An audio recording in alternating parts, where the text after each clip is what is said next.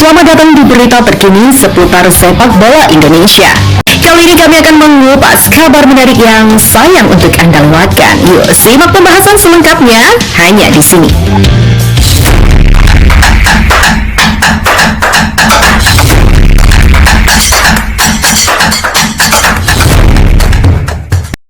Timnas Indonesia akan kembali menghadapi agenda kualifikasi Piala Dunia 2026 pada 20 Maret dengan bertamu ke Australia. Ketika ditemui dalam sebuah acara di Jakarta pada Sabtu 22 sore, Erik memaparkan rencana Timnas Indonesia sebelum bertolak ke negeri Kanguru. Yang saya tahu sebagian akan berkumpul di sini, di Jakarta. Arena Liga akan berhenti 4 hari sebelum FIFA Matchday. Jadi komitmen selama 3 tahun, jadi Liga akan mensupport. Jadi pemain-pemainnya bisa training di awal, kata Erik. Sementara pemain-pemain yang berkarir di Eropa bakal langsung bergabung di Australia dan tidak berkumpul di Indonesia. Erik Thohir menjelaskan beberapa pemain saya rasa yang internasional langsung ke sana karena kayak Martin Paes dari Dallas ke Eropa beberapa jam itu mungkin bisa 24 jam lebih kali sama transit. Jadi ya sebagian besar yang dari luar negeri ke sana. Pelatih Patrick Kluivert belum memutuskan pemain yang akan dibawa dalam laga lanjutan kualifikasi Piala Dunia 2026. Namun beberapa hari lalu Ketua Badan Tim Nasional atau BTN Soemarji mengatakan ada 27 pemain yang akan dipanggil ke Timnas Indonesia dalam rangka menghadapi Australia. Setelah duel menghadapi skuad Socceroos, Timnas Indonesia akan meladeni Bahrain dalam laga kandang di Stadion Utama Gelora Bung Karno pada 25 Maret. Poin dari dua laga tersebut penting dalam menjagakan skuad Merah Putih menuju Piala Dunia 2026. Saat ini Timnas Indonesia menempati peringkat ketiga di grup C dengan 6 poin di bawah Jepang dan Australia serta unggul selisih gol atas Arab Saudi, Bahrain dan juga China. Peringkat pertama dan kedua akan langsung lolos ke Piala Dunia 2026, sementara peringkat ketiga dan keempat bakal melaju ke fase lanjutan kualifikasi. Beralih pada berita selanjutnya, Ketua Umum PSSI Erik Thohir akhirnya angkat bicara soal peluang menetralisasi penyerang baru FC Utrecht, Emiliano Jonathan. Jelang pertandingan Timnas Indonesia di putaran ketiga kualifikasi Piala Dunia 2026 zona Asia, PSSI terus memperkuat skuad. Salah satu nama yang diharapkan bisa dinaturalisasi oleh PSSI selanjutnya adalah Emiliano Jonathan. Winger berusia 20 tahun ini sedang menjadi perbincangan di Belanda usai tampil luar biasa selama setengah musim bersama Vitesse Arnhem. Emiliano Jonathan berhasil mencatatkan 11 gol dan 4 assist dalam 18 pertandingan untuk Vitesse Arnhem selama setengah musim. Akhirnya dia ditransfer FC Utrecht dari Vitesse pada bursa transfer musim dingin dengan biaya sebesar 5,21 miliar rupiah. Banyak supporter yang meminta kepada PSSI untuk segera menaturalisasi Emiliano Jonathan agar mau membela Timnas Indonesia. Emiliano pun mengungkapkan bahwa dirinya akan memberikan jawaban pada akhir musim ini karena ingin fokus meningkatkan karirnya. Erik Thohir pun akhirnya angkat bicara soal peluang menaturalisasi pemain berdarah Depok itu. Dia mengakui bahwa Emiliano Jonathan sampai saat ini belum menjalani proses naturalisasi, meski sangat ingin mendatangkannya. PSSI sepertinya memang akan berusaha memaksimalkan setiap peluang yang ada untuk lolos ke Piala Dunia. Tiap melihat 4 laga sisa, 3 diantaranya beneran akan digas untuk meraih 9 poin.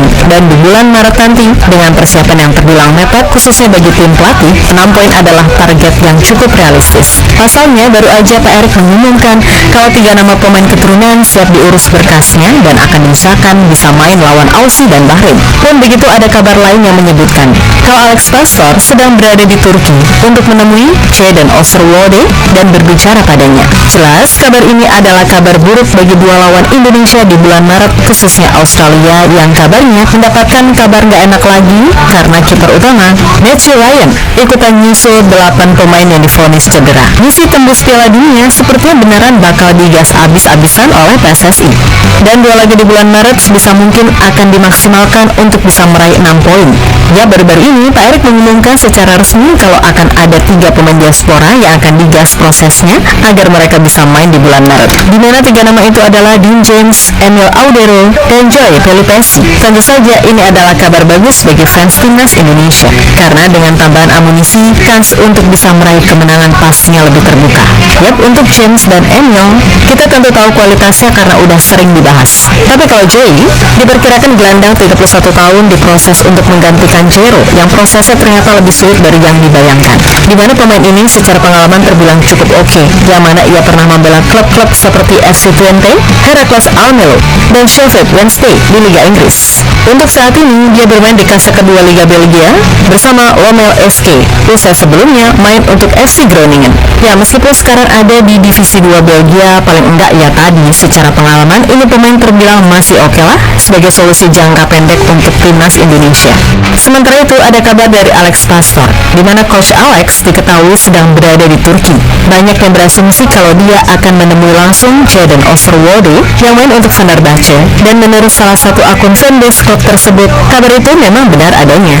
Asisten pelatih timnas Indonesia Alex Pastoor datang ke Istanbul untuk menemui Jadon Oosterwolde guna memperkuat timnas Indonesia. Tulis akun X 1907 Bros. Dan memang untuk mencapai level tertinggi kita butuh pemain-pemain yang memang punya kualitas untuk itu. Hanya saja untuk Jadon ini kok Mimin pikir agak berat mengingat ia baru aja pulih dari cedera panjang.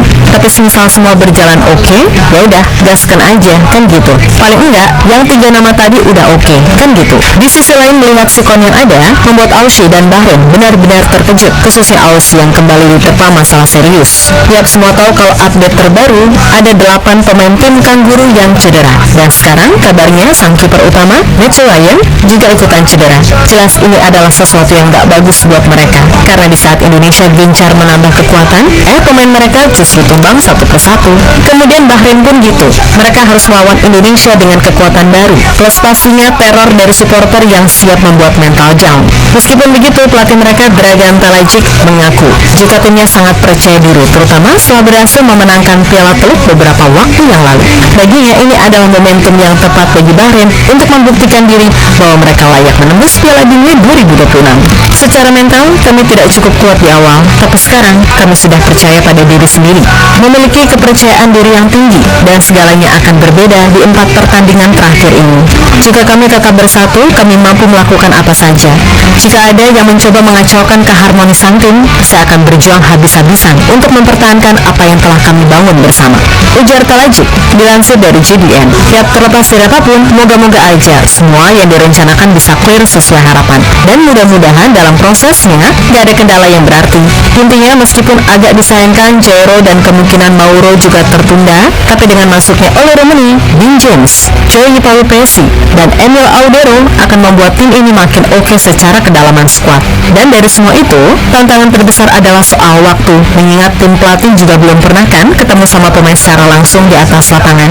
Kemudian soal waktu berkumpul juga hanya hitungan hari. Jadi ya moga-moga aja semuanya bisa saling mengerti untuk kemudian menciptakan harmonisasi yang berujung kemenangan. Untuk itu, tetap semangat dan sukses selalu, oke? Semua juga tahu bahwa usai meraih banyak prestasi fenomenal dalam beberapa tahun terakhir, timnas Indonesia kini menjadi sorotan di mata dunia.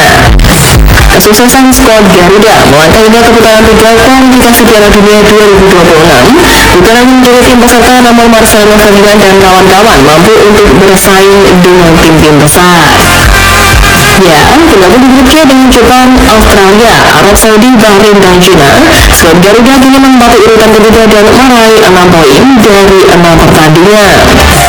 Keberhasilan ini membuat banyak pemain keturunan berbondong-bondong ini naturalisasi untuk memperkuat timnas Indonesia, di mana dalam beberapa bulan terakhir ada beberapa pemain kelas Eropa yang tertarik untuk berseragam tim merah putih.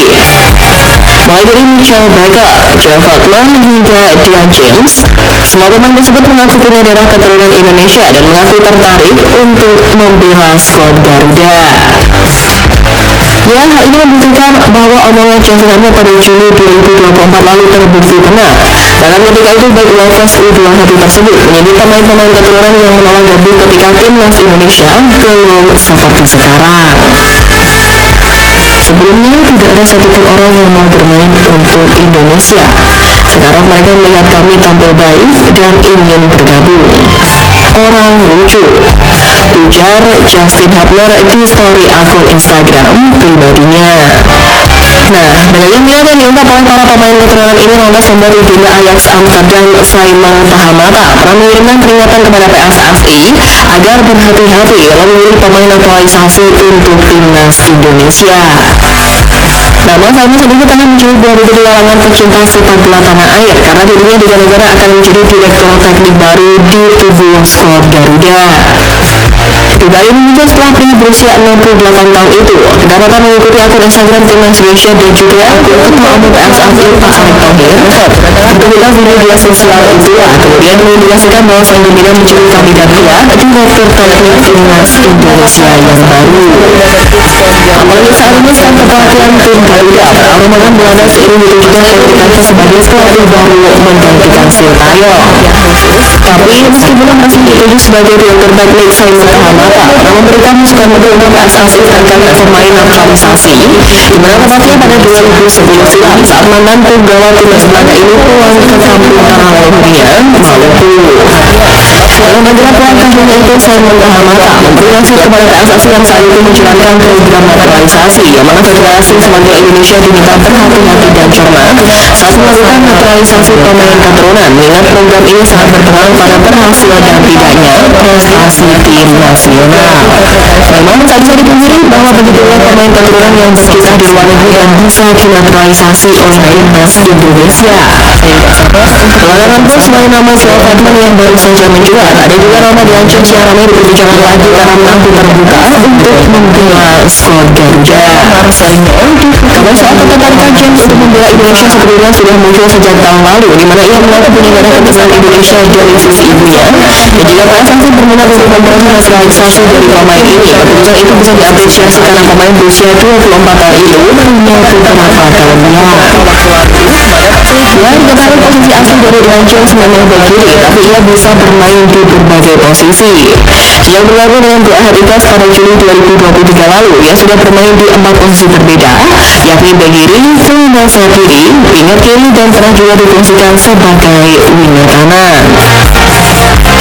Posisi bermain yang yang terbuka ini tentu bisa menjadi kelebihan buat timnas Indonesia karena bisa menjadi backup dari beberapa pemain sekaligus di berbagai posisi. Selain versatile juga Dian James membela skuad Garuda, maka timnas Indonesia punya tambahan eksekutor tendangan bebas yang andal. Ia sempat menyumbang 1 gol lewat tendangan bebas saat membantu timnya Go Ahead Eagles menghancurkan tim Calvin Candle and Isinai Megang dengan skor 5-0 di Eredivisie pada 7 Desember lalu. Saat ini pun belum ada eksekutor pasti soal tendangan bebas di timnas Indonesia dan biasanya hanya Tom Hai dan Calvin Candle yang menjadi eksekutor. Apalagi sebagai bek sayap, Dian James merupakan tipikal pemain yang cepat dan lincah, di mana disuka dari football musim ini yang mampu melakukan 7 kali dribble sukses dengan persentase dribble sukses 46,7%. Ia juga rutin membantu penyerangan dengan 17 kali menguasai bola di kotak penalti sepanjang Eredivisie musim ini. Kemampuan ofensifnya juga cukup baik dengan total melepaskan 25 umpan puji dan 2 diantaranya menjadi asis. Ya, tapi di lain dari itu meski begitu banyak pemain berkualitas yang mengungkap minat ingin membela Garuda, semua tetap kembali pada kesesuaian skema dan strategi Coach Patrick sebagai pelatih anyar timnas Indonesia. Di mana di luar dari pemain-pemain tadi itu pun Coach Patrick bisa bernafas lega karena pemain termahal di timnas Indonesia siap tempur lagi. Benar, Miss Hilda, Sawai Banak bukan merupakan pemain termahal di skuad Garuda yang nilai pasarnya mencapai 156,43 miliar rupiah. Sebelumnya bek berusia 23 tahun tersebut mengalami cedera yang cukup serius sehingga harus keluar masuk ruang medis. Udah sekitar sebulan menghilang dari FC Twente, kini Hilda setelah menunjukkan dirinya siap tempur lagi. Ya meski baru pulih, Miss Hilda sudah mendapatkan menit bermain lagi di FC Twente dan tampil dalam 2 pertandingan beruntun. Memang dari 2 pertandingan tetangga, Sigels bermain dari bangku cadangan, namun itu adalah tanda positif karena cederanya berangsur membaik. Kebugarannya pun juga perlahan bisa kembali lagi coba membela timnas Indonesia yang akan berjuang di kualifikasi Piala Dunia 2026. Apalagi misalnya diprediksi akan menjadi andalan Patrick Kluivert di sektor pertahanan skuad Garuda sebagai pemain yang menyandang status pemain termahal di tim merah putih. Selain itu seperti yang kita tahu, sebelum mengalami cedera Hilda telah tampil apik bersama FC Twente dan tidak tergantikan di jadwal pertahanan. sehingga tenaganya pun akan amat sangat berarti untuk menambah kekuatan Garuda di laga bulan Maret mendatang menghadapi dua tim kuat Australia serta Bahrain. Yang kini menjalani petualangan baru bersama Patrick Kluivert. Kedatangan pelatih itu diharapkan bisa membawa skor Garuda terbang tinggi di level dunia. Kedatangan Coach Patrick juga mendapatkan rasa optimisme dari wonderkid squad Garuda Marcelo Ferdinand, yang mana juga sekedar informasi, Marcelo menjadi satu dari sekian nama pemain lokal yang mendapatkan perhatian khusus dari sang pelatih. Saat ditanya oleh media, Patrick Kluivert menyebut nama Marcelo Ferdinand sebagai talenta lokal terbaik di timnas Indonesia sejauh ini. Memang performa Marcelo Ferdinand dalam beberapa waktu terakhir sedang mencuri perhatian, sebab selain di timnas Indonesia, ia juga sedang bermain luar biasa di klubnya, yang mana belum lama ini mencetak brace untuk kemenangan Akademi Oxford United atas Banbury United di perempat final Oxfordshire Senior Cup. Nah, menariknya kepada perwakilan kita, Marcelo Ferdinand mengaku tak sabar untuk dilatih Patrick Kluivert meski dirinya sempat merasa kehilangan akan sosok Sintayong. Saya sangat gembira, saya tidak sabar untuk bekerja sama. Saya ingin belajar tentang taktik dan gaya permainannya.